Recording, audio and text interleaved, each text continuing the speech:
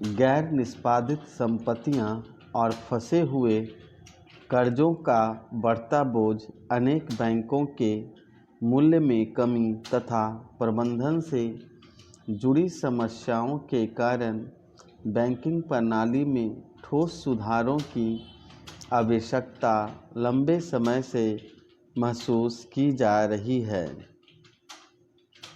इस स्थिति को सुधारने के लिए केंद्र सरकार ने सार्वजनिक क्षेत्र के बैंकों को पुनर्गठित करने की प्रक्रिया शुरू कर दी है।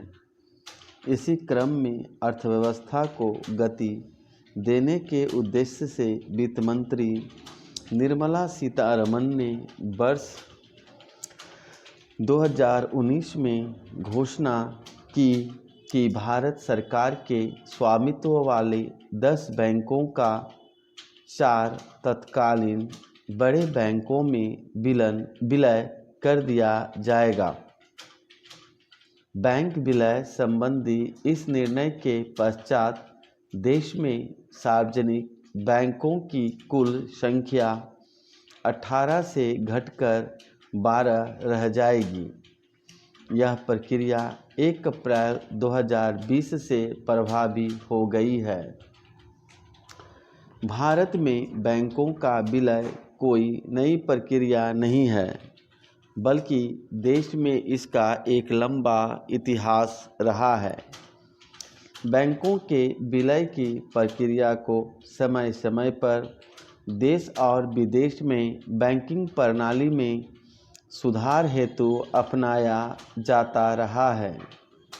सार्वजनिक क्षेत्र के बैंकों के विलय संबंधी इस निर्णय से जहां एक ओर विकासशील अर्थव्यवस्था की ऋण आवश्यकताओं को पूरा करने में सहायता मिलेगी, वहीं दूसरी ओर अन्य आर्थिक उतार चढ़ावों को झेलने तथा राजकोष पर अनावश्यक विकास हेतु संसाधन जुटाने की दृष्टि से सार्वजनिक क्षेत्रों में निर्भरता के बिना मजबूत निवेश और प्रतिस्पर्धी बैंकों के निर्माण में भी मदद मिलेगी।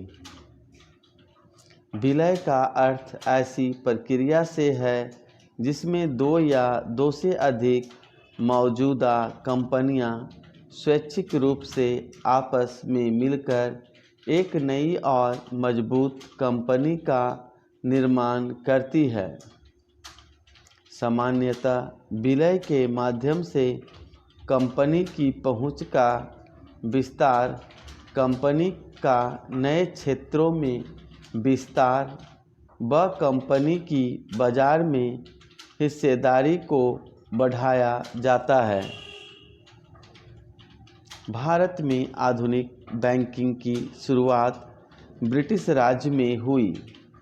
19वीं शताब्दी के आरंभ में ब्रिटिश ईस्ट इंडिया कंपनी ने 3 बैंकों की शुरुआत की: bank of Bengal, bank of Bombay तथा बैंक ऑफ मद्रास। इन तीनों बैंकों का वर्ष 2021 में विलय एक नए बैंक इंपीरियल बैंक में कर दिया गया, जिसका वर्ष 1955 में भारतीय स्टेट बैंक में विलय कर दिया गया।